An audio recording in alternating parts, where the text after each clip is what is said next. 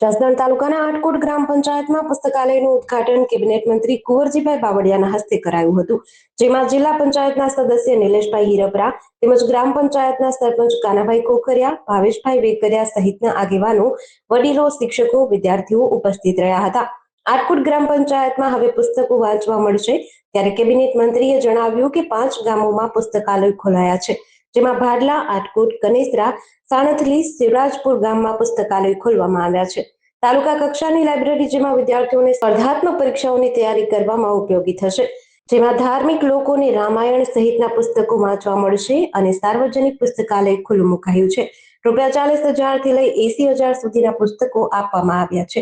જસદણ વિધાનસભા મત વિસ્તારમાં અમે રાજ્ય સરકારના યુવા સાંસ્કૃતિક પ્રવૃત્તિઓના વિભાગમાંથી ગ્રંથાલય નિયામકના સહયોગથી અમે આ વિસ્તારની અંદર 5 જેટલી સાર્વજનિક લાઇબ્રેરી પુસ્તકાલય મંજૂર કરાવ્યા છે। એ પુસ્તકાલયની અંદર ગ્રામ પંચાયતના માધ્યમથી 1 લાખ જેટલી રકમના એ પુસ્તકો અત્યારે દરેક જગ્યાએ 5 ગામની અંદર અમે આપ્યા છે।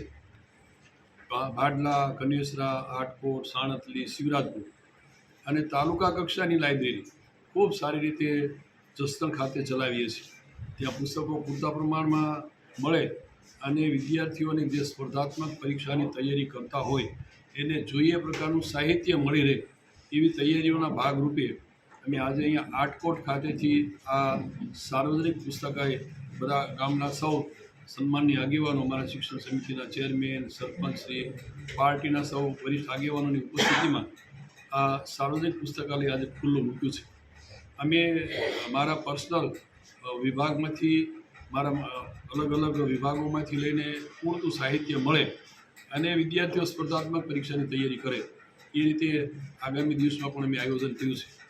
અને એની સાથે નિયામક શ્રી ગ્રંથાલયના માધ્યમથી આ 5 ગામની અંદર 40,000થી શરૂ કરીને 80,000 સુધીના સ્પર્ધાત્મક પરીક્ષાના પુસ્તકો લઈ શકાય એવી પણ એક ટ્રસ્ટના માધ્યમથી અમે વ્યવસ્થા ગોઠવી છે।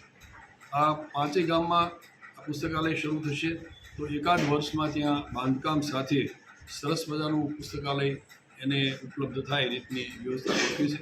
એટલે આજે આટકોટ ખાતે વિદ્યાર્થીઓને પણ અમે આજે સ્પર્ધાત્મક પરીક્ષાઓ એની બુકલેટો, પુસ્તકો, માહિતી, સાહિત્ય આપ્યું છે અને આવતા દિવસોમાં હજુ પણ જે પ્રકારના સ્પર્ધાત્મક પરીક્ષાના પુસ્તકો જોઈશે એ અમે રાજ્ય સરકારમાંથી અને અમે વ્યક્તિગત પણ અમુક દાતાઓના માધ્યમથી અપાવશું।